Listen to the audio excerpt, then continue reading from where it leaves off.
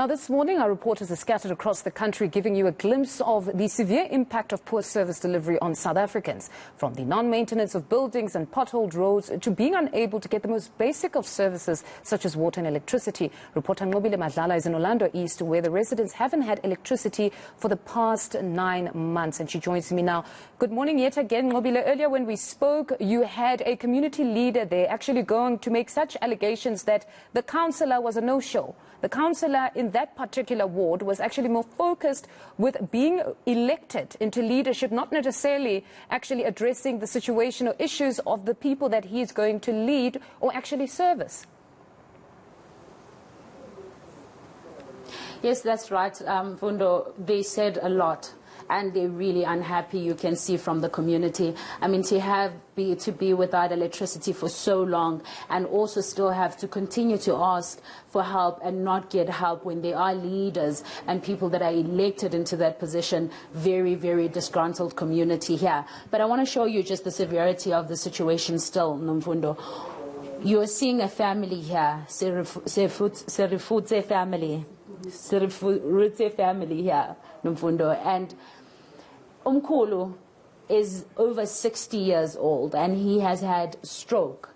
He needs something warm. He needs to be helped. He needs a warm house, but he doesn't get that because there's no electricity here.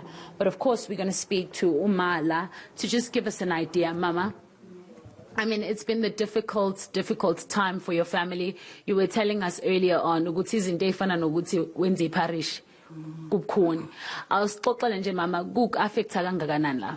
Affecta kakhulu go tlhoka electricity, because electricity important. Ha rena le yona dilo di ba little bit easier. So yana ka motlakase le siko yana nthongwe le ngwe wa sokola. Tshwantse tsoga ka bo 4 zame gore go bene le something metsinyana gore a khone o tlhapa. Ra sokola really, ra sokola le dijo ha re di ka nepo, ha re di gantle, because nthonyana o ya peleng e nyaneo tshwantse le je le fetse, because ka usane ha o sile go bodile kana go ngro wa sia o tla ditja go batala, and then mkhulu a khone ja dijo tse di bata nthongwe le ngwe ga tshwantse futumale e chise. And I give out to because skin niti, Kitlanka Kaimol. Electricity right, Loka Hahulu, Mehahulu, Rokopali to Setlabato. And Mama Manga Bessen Sen Basa, Langabon Woodsin in a wood la, with Tatapintos of Basa, Ubano Tatel. Mamfana Wam Lomutonga, Oxelinjanim, Tumescan, in Tambo Tatali, in Kunizukona, Ziakaja, Ziala, Tatiki, it does Pinilo, Titalo, Ufagin Kuni, Isolezing Basangas, which is Kono Futumalaganje, being Balenum Yangons and Amans and Alepoto. Lady Lamilku, which is Konuksula, and Peggy Papanyana, Leo Adling speech, Gusachis, Rasokola Mehahulio, Rasokola Waiti. All right, Mama. I guess Buzum Kulula, no Fondong Zamaguti Sim Tolegash, Umkuluta Kuluminat, Mkulu Ubus Kokalanju, Guti, Ipatagab Lento, Samim Kulu Auschelenge, Usizungasizagala Ganjanunga, Fisusquenzagale, Nunjanwen.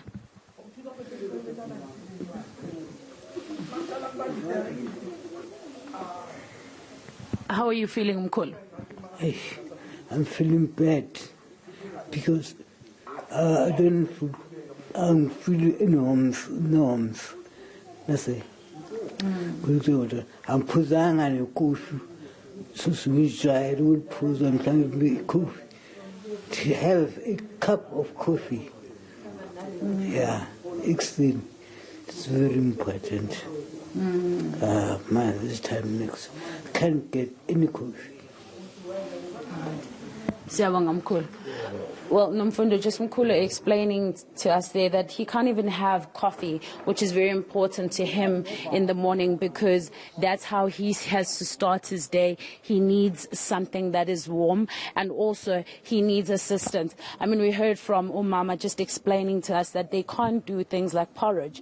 She says she has to ask her son to go get wood in order for them to have something to use fire. And now I hope you were listening, Councillor, to those cries that the community is talking about. We have a lady here that is talking about Umkhulu who has stroke, who needs something warm every morning. We have a lady across who's talking about Ugogo, who needs her insulin to be on a refrigerator. And we have allegations that are saying that you are not doing your work. So let's start here, Councillor. First of all, are you aware of the issues that this community is facing? Thank you very much. Good morning to the listeners and the viewers. My name is Councillor Mohamulefe. I am very much aware of what is happening in my community. It's only 4 months in office. It's the 5th month in office, and this issue happened last year when the electricity was cut off from this community. So obviously this matter, we led it together with the collective of the community before I even became a councillor. So I'm very much aware of what is happening, and we've been making strides with the leadership and the delegation of the community to work hand in glove to make sure that we try to restore electricity. However, the challenge at this moment is that Eskom has processes in place that we have to follow, and we are trying as much as we can to follow those processes so that we can be able to restore electricity back to our community. When, though, Councillor, it's been over 9 months, there's a community here that cannot live without lights. Have you seen the lady? She needs her insulin. So when are you going to fix? When is that going to happen? Well, let me inform you something, Ngobile. I am also affected in this community. I reside here. Part of my home doesn't have electricity as well for 9 months as well. As a councillor, I don't have electricity as well. I do feel the pain that is felt by the community, and we are making strides. The community knows. We are having meetings. In every meeting, I'm giving them updates about the progress that is happening regarding Eskom. And right now, we are on the penultimate of trying to finish up the process that is going to order our mini-sub, as we have requested to the leaders of Eskom. So now the challenge is that the timelines with Eskom, it's something that I cannot be definite about, because Eskom is going to tell you this, Eskom is going to tell you that, he's short of material there and there. What I'm just doing in my utmost as a councillor, I'm leading them, and I've never been without them ever since this struggle started. I've always tried to give them feedback, assist them in the best way possible that I can. Councillor, the community says they got a technician, and the technician was able to fix electricity in less than 2 months. Why is it taking 9 months for you then to get an update in terms of what will happen? Okay, on the issue of the community finding a technician, yes, they did. And it was of the fact that we had waited 6 months for Eskom to come and do an audit. So obviously the community was frustrated about the fact that Eskom can't take 6 months to do a simple thing as an audit, because an audit can only take 2 weeks to just audit 94 houses. However, Eskom didn't do his due diligence on his side to make sure that he completes that process of doing an audit. And that made the community to seek avenues outside of Eskom, of which they did. 2 months ago, or maybe a month ago, they switched off our mini-sub. They say it's a failed mini-sub. They had isolated it on the basis that it affects other areas. Now, you and I don't understand electricity. I don't understand it as well. That box was isolated on the basis of the findings that were found by the technicians of Eskom. So I had to accept what was happening, but I fought with the leadership of Eskom to say the reason Abahlali took a decision of doing things for themselves is because we had waited for far too long. This issue happened at the time I was not even a councillor yet. I was only an incumbent at the beginning of January. That's when I started my office work. But at that time, I still tried to work with the community, even before I was a councillor. So it was not like it had stood with me for 9 months without really attending to it. I wanted to correct that assertion. But then how far is the process then? Tell me what is left of the process, because it's 9 months. I mean, you're saying that they took 6 months to just do an audit. It's 9 months now. How far is the process? When are the lights coming up? Well, that answer is from Eskom. I can never be definite, because the last virtual meeting when I was with the delegation of Berry's block, the affected area, they had what the expectations are from Eskom.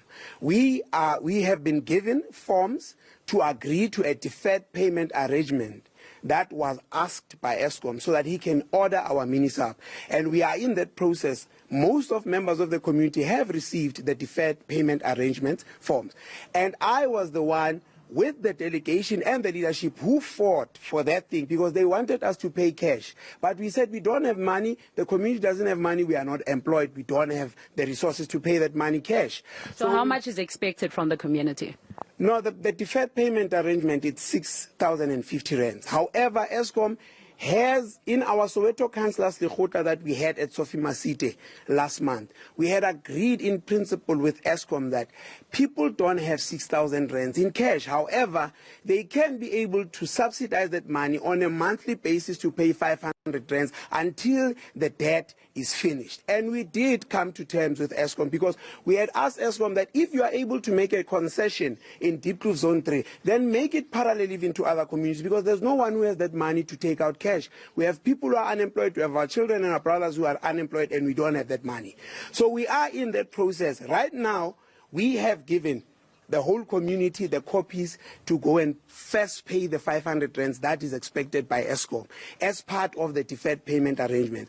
Once they start paying this 500, then ESCOM will order the box. However, ESCOM has alluded to the fact that if they default by any chance, because that's the other challenge, the fact is that ESCOM is worried about the fact that members of the community do not honor the terms of agreement, especially when it comes to the deferred payment arrangements. Once they start paying the 500 and the box becomes installed, they stop paying. So he said if the community defaults by any chance in this process of the repayment of the debt, then he will cut off that electricity. And they are aware of that. There's nothing that I haven't done. I am still working on the matter. I am pushing. I'm making sure that I want the box to be delivered because we are going towards winter time and it's very tough for our elderly and even our children to go. So when do you want the box to be delivered, Councillor?